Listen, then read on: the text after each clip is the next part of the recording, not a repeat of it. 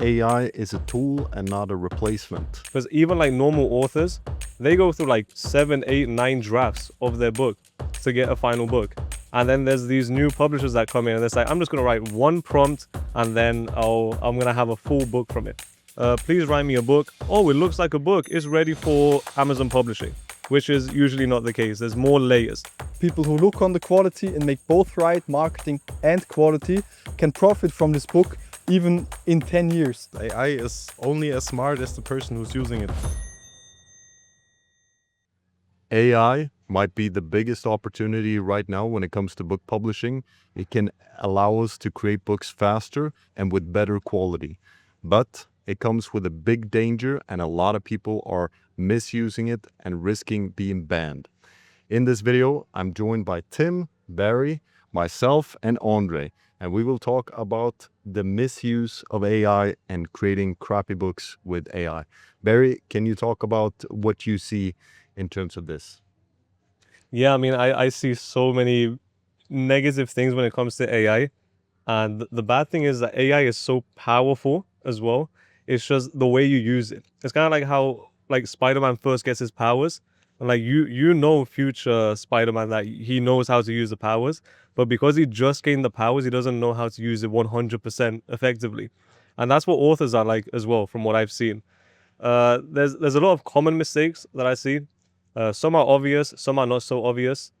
Like, for example, have you guys ever seen like those books with, so the dashes? Do you ever see the dashes in the books? Yeah, that's like an instant tell that the book is AI.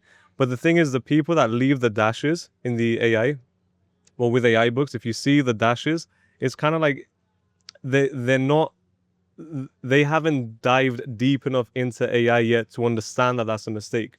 And because AI is so new, there's not a lot of information out there, especially for book writing. There's a lot of information like how to write emails and things like that. But when it comes to book writing specifically, there's so many layers when it comes to book writing.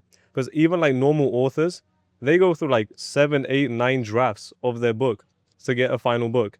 And then there's these new publishers that come in and they're like, I'm just going to write one prompt and then I'm going to have a full book from it. So usually it's not like that. Usually it's not like that. I think one thing I've seen is there are these softwares where you click a button and you get a full-length book. And what I've seen, those do not produce a great results. What are your experience if anyone has seen any book like that? Maybe this could be possible in a few years, but then still the thing that makes a book unique is the concept, is your own life experience in a way. I'll talk a lot about niche research, positioning, and I see a niche different than Peter sees the exact same niche, or as Barry sees the exact same niche, or as Tim sees the exact same niche. So all of our life experience from our childhood until now made us to whom we are today, and our perspective is heavily influenced by our life experience. So we can create completely unique book topics, book concepts based on our personality and our own uniqueness. And AI just don't have this. So you, as the unique person who is the publisher, still needs to give the input and this uniqueness by prompting the AI the right way. And that way you can use this tool, the AI, to create a good, unique book with in a short period of time with less money, but still it needs a lot of work to really stand out. And if you just rely on the AI and write a simple prompt that has nothing unique in it, or if you click on the button like you just told Peter and it creates a book, if everybody can do this button clicking, it's not valuable. The uniqueness is the thing that sells, and everybody of us is unique, so we should use our own uniqueness and implement it in the AI, integrate in the use of AI, and that way we have a unique book in the end that can sell. I think that's very important. Yeah, I agree with you as well. And I have some clients that come to me and say, oh, there's this AI called Manus AI. I don't know if you guys ever seen Manus AI, but essentially because it links, it does like an automated thing where it links multiple prompts together. If you tell it to write a book, it will go do the research, then it will create the outline, then it will actually start writing the book. However, it's not a book. It's a big blocks of text. So the reason someone buys a book is because there's multiple layers inside the book. So if you're doing a nonfiction book, you want things like facts and data and statistics and things like that. You also want like stories and analogies, and you want the paragraphs to link with each other. You want nice transition words. Those are the extra little elements that people aren't adding to their prompts. Or yet, I don't know, maybe after this interview they'll start adding it. But a lot of people just go super broad prompt. Please write me a book. Oh, it looks like a book. It's ready for Amazon publishing, which is usually not the case. There's more layers. And then a second thing also is like, let's say you do get AI to write the book. Your 10% of the process, like that's just 10% of the process. You still have to do a good book cover. You still have to do the good marketing. So AI is not going to save your book. And also by you like using broad prompts and really bad outputs and very boring, bland books that don't really talk about anything. Because one of the best ways to see if it's AI, actually read it. You will see that it doesn't talk about anything. It gives you nothing. So if I'm doing let's say I'm doing a how to make a coffee book. Sometimes when I'm asking AI, hey, write me a chapter on how to make a Freddo espresso or whatever, then it will say, hey, making a Freddo espresso is very important. It contains caffeine, and caffeine is really good for you. It's going to taste really good. And it's like, it's not talking about it. It's not giving you the valuable advice, you know? So that's how you can instantly tell that those books are just, there's no value in that book. So it just destroys everything. One great tip is to, if you're an expert in something, let's say for us, if we were to do a book on self-publishing, let's say we go to ChatGPT, we say, okay, write a book about self-publishing. On the surface, it might look, okay, this is valuable. But if we really dig into it as advanced publishers, we see that there's nothing really useful here. It's not applicable. And I think that's what AI is lacking. It might look good on the surface, but unless you, like you said, direct it properly and give it the right context and the right concepts to include and a way of thinking, it's not going to produce a great experience. Absolutely, yeah. Like whatever prompt you give, if you were to give it to a human and they can't do it, you shouldn't expect AI to be able to do it either. So if you want a human to write a book specific on a topic, usually you have to supply all the references. They have to go do the research and find the data and the analysis and come up with stories and things. They're the same things that you want to implement inside your prompts. Brief shameless plug you don't want to miss. Have you ever wanted to meet other KDP self-publishers in one room, exchange ideas, and have a great time together? Then our 2-day Mastermind event in Las Vegas on October 25 and 26 is exactly what you're looking for. Uncover secret strategies in our speeches, get one-on-one advice from me and our team in workshop sessions, and exchange ideas with other publishers at your level and above. Click on the first link in the description to find out more. Tim, you've been using AI a little bit in your process. Yeah. Can you talk a little bit about how you avoid what we just talked about now? Yeah. I think it heavily comes down to the data you give it and the instructions on how to use this data. I think it can be very, very valuable when it comes to analyzing data. Maybe you've watched the Paul interview on this channel, if this is uploaded to Peter's channel. Paul, he comes from a documentary filmmaking background. He loves Spielberg, and there's a Spielberg quote, "Structure is everything." And I think AI is very effective when it comes to finding the perfect structure for your target audience. If you give it enough information about your target audience or let it run a deep research on your target audience, for example, current trends, it can search, you can specifically tell it to search social media in this area, search forums like Reddit, etc. I think it's very valuable to when it comes to finding out more about your target audience. Also, yeah, I don't want to give away too many secrets here, maybe.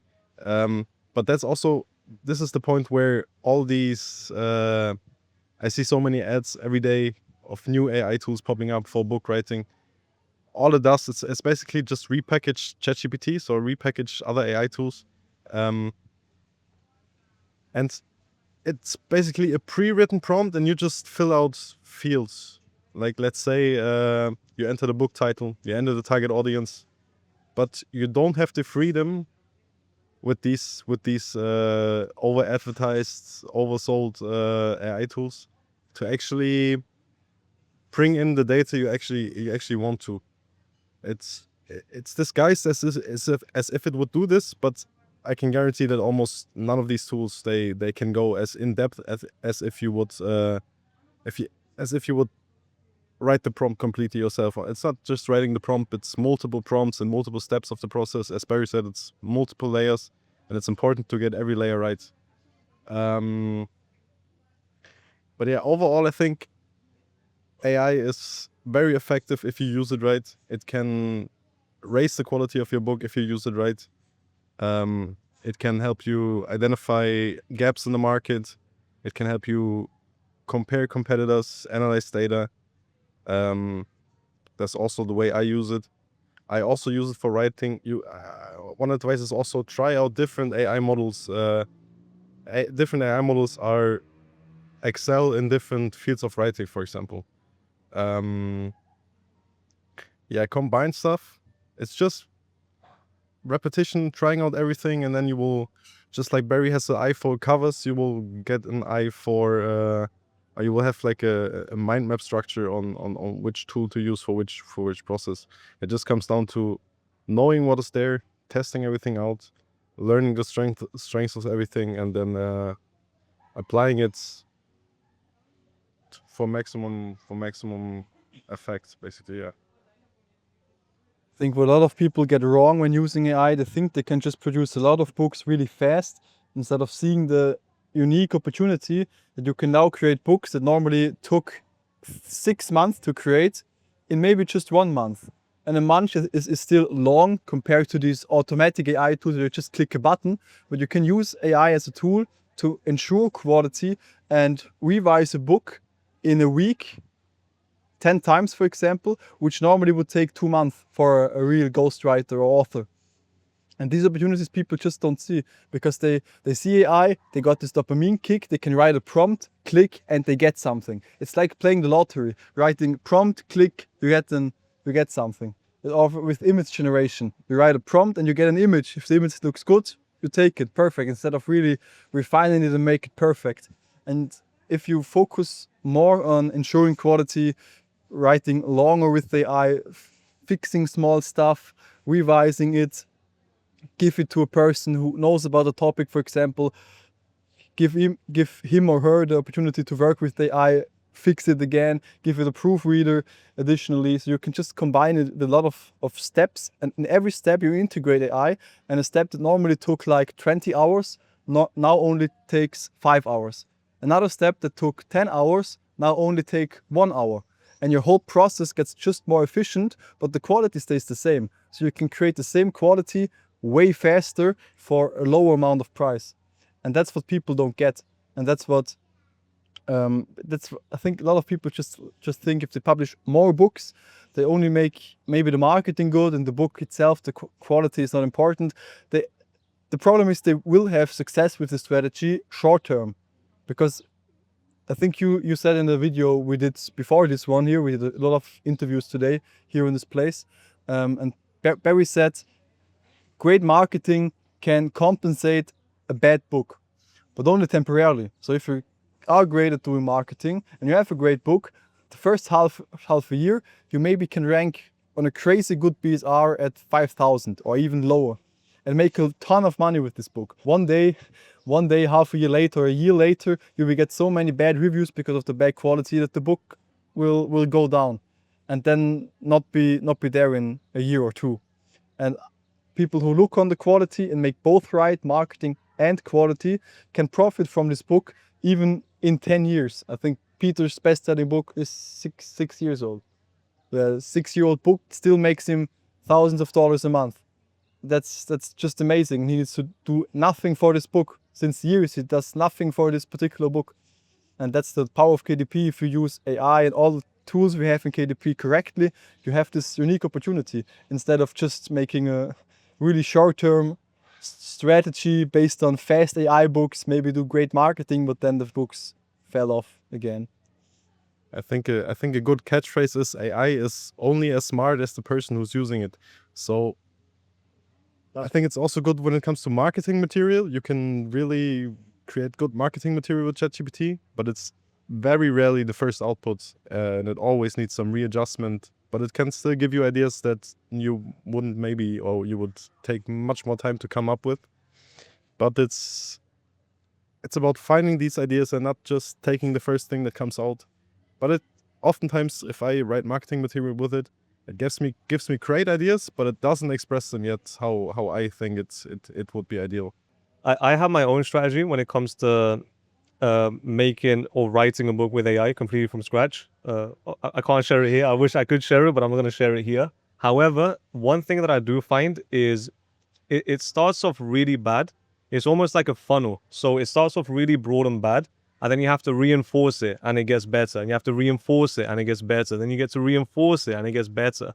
And then as soon as you reach the bottom stage, that's when it's like, okay, now I can start writing my book.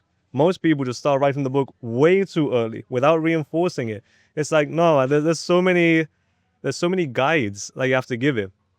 You have to tell it, first of all, what to do, how to write, but you also have to tell it what not to do, how not to write, what not to add, what to add. There's so many different layers that you have to teach it, and you have to reinforce it again and again and again and again. Because the whole point of AI is, what's an LLM? Language learning model? Large language model. Large language model. Okay, but AI is a learning system in a way. Yeah, so because it's learning, you have to teach it. Yeah, you have to like give it things. You have to give it references. So the more references you give it, and the more you teach and the more you reinforce it, the better the output. However, when it comes to writing the book, I think people underestimate the amount of things you have to give it and teach it. And also, have you guys experimented with like custom GPTs? Yes. Yeah, so with a custom GPT, it's so much easier because you can force it to remember specific things. So it's way easier when you force it to remember. However, it's still your responsibility to give it the correct things so it can give you the correct output. But again, it's all about learning. So most people just don't give enough reference and don't reinforce it as much as it needs in order for it to give you a good output that you can actually publish. Yeah, that's a great point. I think what we're saying here is AI is a tool and not a replacement. So what is the first principle of book publishing? It's creating books that people want to buy. And then what is the next step after that will give us this long-term, let's say, passive income? It's to have a book that provides a great experience. And what is it that will determine if the reader gets a great experience? It's if we understand what the readers want. And if we understand what the readers want and we provide that through first a target audience analysis, that is something AI is very good at. If you direct it properly and you feed it the right data, for example, the reviews, then you have a solid base there. Like Tim mentioned, you have the structure. But then when it comes to actually writing the book, like Barry says, there are steps you need to take where you can't just click a button and get the perfect output right away. You have to direct it and you have to spot the times that the AI is producing very obvious AI work. So for example, if it's just fluff, okay, it's too repetitive, say, okay, I want you to write by thinking about the value per second. So every sentence must hold some practical value, for example. And then you think, okay, what is the next thing? Oh, it includes these dashes like you mentioned, or it has a certain way of structuring. I've seen overused words such as vibrant, etc. So the more you use AI, the better you also will get at spotting these things. But it also comes down to what is your skill level. Because if you don't have any skill in terms of writing or in terms of publishing with target audience analysis, the AI, it will not produce the best results it can. So it comes down to also yourself, educating yourself, what is good writing in the first place. And one of my favorite books for that is the book On Writing Well by William Sisler. That will give you the idea that the main concept in that book is that writing is clear thinking on paper. And then you want to think, of course, value per second and not making the sentences too long, etc., etc. So those are my 2 cents on this topic. There's one thing I want to say is the people that want AI to basically just click one button and make me a book, the thing is AI can easily get overwhelmed. So when you give it too many things to remember or too many things to think about, it might start off well. It will give you some good things, but then you'll see that it will stray away from the original prompts that you gave it. So that's why it's very important if you're gonna write a book with AI. Well, usually what I do is I write sections by section, because that way I can easily control the entire book, and I can guide it, and I can see when is it drifting off, and then I can reposition it in a way. And also I do multiple drafts, because for the first draft, I might just look at the voice and the tone. And when I get that right, then I'll move on to the second draft, where I'm looking at more specific things. But if I tell it to do all the things at once from the beginning, it won't do anything at all. It will like get way too overwhelmed. So when people are like, I can press a button and it will make a book, and it's like, great, but it's not a good book. I'm trying to make a good book. You're trying to just put a bunch of text on a piece of paper. So And information is not what is valuable. We have an overflow of information. What people want is an experience, and they want a solution. They are buying a book because it contains organized information. If they just wanted information, they can go to Wikipedia, a blog post, or listen to YouTube. When they're buying a book, they want something specific that will solve a problem in most cases. I think it's also a mindset problem for the people who just want to click a button.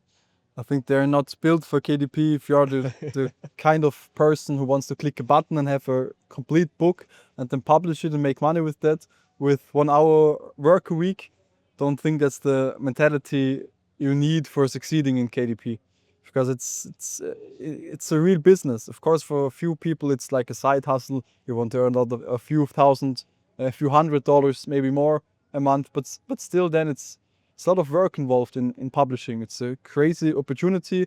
A lot of people are doing publishing because it is such a great opportunity, and you have a lot of competition in self-publishing. If you don't work smart and hard and try to be unique, you don't have the preconditions to succeed in KDP. And if you're the type of guy who just wants to click on a button or to use AI to make crappy books, and your only goal in mind is making money with books and not providing value with books, you have the wrong mindset to do KDP.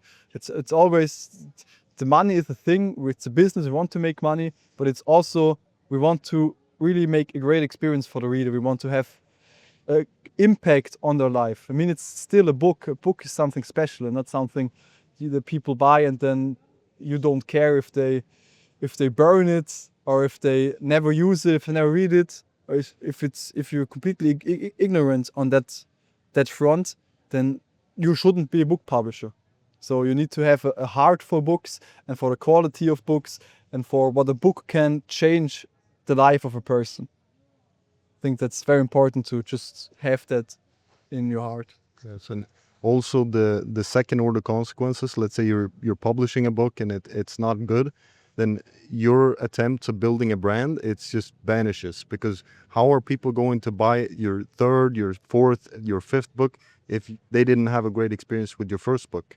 So also thinking longer term, and I think the main thing is to not get caught up in the hype of AI. Is to you can save money, you can do things super fast. Just look here, I'm clicking a button. Instead, take a contrarian view of it and say, okay, everyone is going there.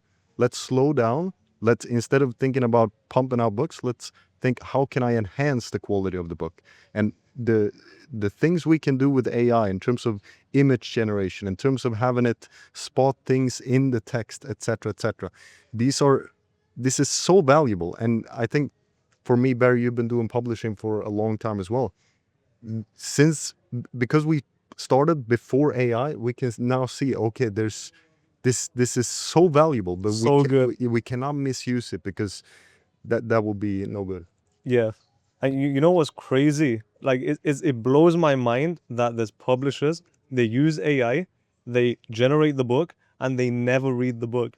They don't even read the book they're about to publish. It doesn't make any sense to me. But yeah, I mean, I think it's a mindset thing, just like you said with the mindset. When someone goes in with a mindset, hey, I want to make this as easy as possible, don't get into business, man, because I don't think business is easy. I think it requires a lot more effort than what most people think. KDP is probably the easiest business you can start, based on my opinion, but it still requires effort. So when people hear it's the easiest business and you have AI, which makes it a lot easier, they think it's easy. But it's like, no, it makes it easier, but it still requires some effort for you, from you. Still requires some attention to detail. You still need to understand the psychological things behind it. What makes a good book? Most people can't even say what makes a good book. And they're just like, okay, I'm just going to use AI, make a book and post it. It's like, but is that book good? But yeah, they don't read their books. To me, that's insane. Yeah, I see the same thing. I have one friend. He is a friend of a friend, and my friend sent him. Oh, he's also publishing books now. I checked it out. It was an AI fiction book. It had 8 pages, and it's the cover was only AI gibberish. And I can see a lot of books like that on Amazon of people just thinking, oh, I need to upload a PDF. That's it. I'm gonna get rich now. And yeah, it's a lot more layers to it. Yeah. Okay, I think this video has been very valuable. Let's go one last round. Final tip, starting with Tim. How can people use AI effectively?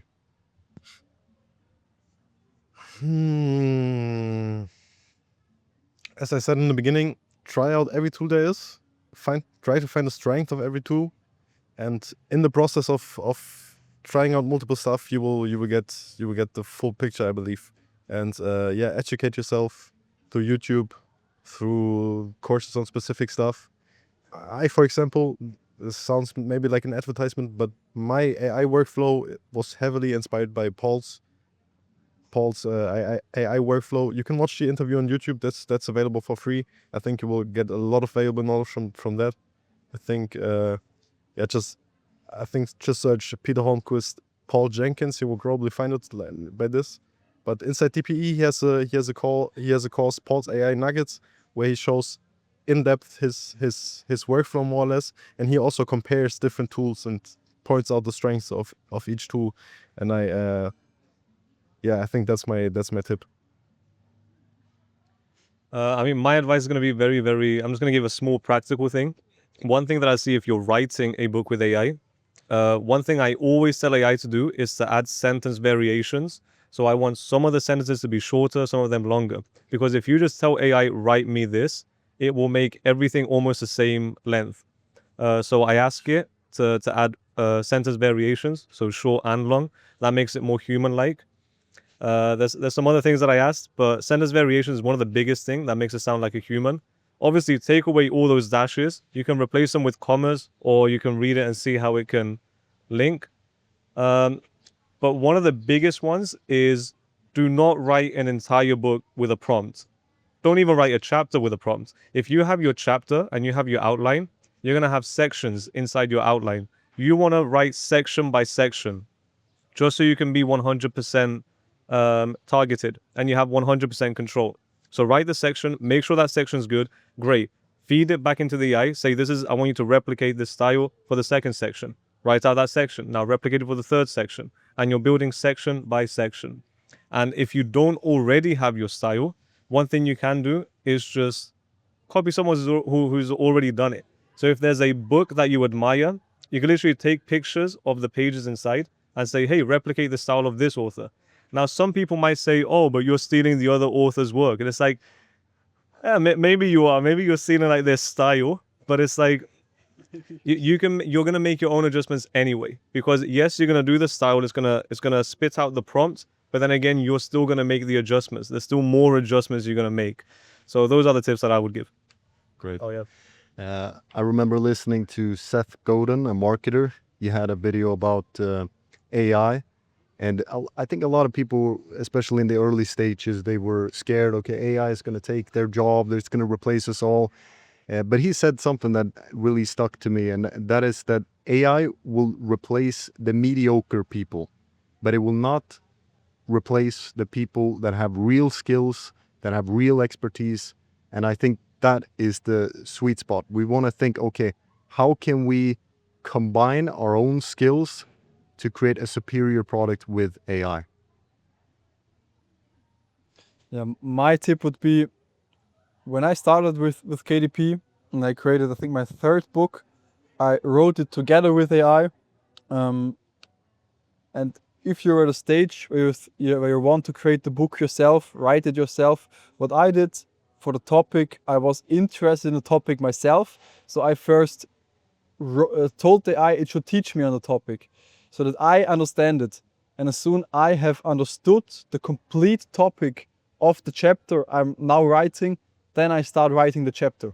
So I am an expert then on this topic inside this chapter, because it teach me 15 minutes. I understood everything logically, and then I can, together with the AI, write a chapter for the book that makes sense and is understandable. Because if you yourself can understand and learn it, then you know, okay, it's great content, and also other beginners who aren't experts will understand it. So teach yourself, really read what the AI gives you, and if you understand it, then create a chapter out of that. And in the end, you know about the topic, and you yourself can decide if it's of good quality or not. And of course, you can double check, fact check, or you should double check and fact check it if what it gives you is really the truth. And you can use, for example, other AIs for that. You can use just Google. I normally, when I did it myself, I used Google. Now when I give it to people, they give the whole chapter to another AI. It makes a deep research, it fact checks it. And then if you have 2 or 3 AIs checking the text, normally then you can be sure that the things it's the one was writing down is correct. Of course, if it's like a medical topic or really hard topics, then I would get an expert to proofread it and fact check it in the end. But if it's a topic like a kid's book with fun stories where there isn't some crucial thing you can really be factually wrong, then I think it's okay if you just use another AI to fact check it, and you yourself read it, understand it, and can then decide if it's good quality, if it's written good, or if it's written bad. One thing on the children's one thing that I see as well is that a lot of people will do children's book, but they won't use children's language. So they'll use like grade 7 language, which is insane because there's like words in there that children won't understand. But again, because they don't read it and they're not like aware of their target audience, it's just way too advanced for a kid. So if you're doing kids books, I don't even do grade 5 language. I always do grade 4 level language or below. And I reinforce the AI to do everything grade 4 or below. Because anything, like you have words like discombobulated or something like that in a kid's book, and it doesn't make any sense. And there's like those scientific words. Kids are not going to understand it. Kids are not going to enjoy it. And no one's going to buy your book because of it. And also thinking about, for kids, maybe they just don't want a bunch of text. They want maybe some activity here and there and something practical. So yeah, great points in this video. Rewatch it, take notes, and if you want to watch another video with all 4 of us, then click on the video showing up on the screen right now.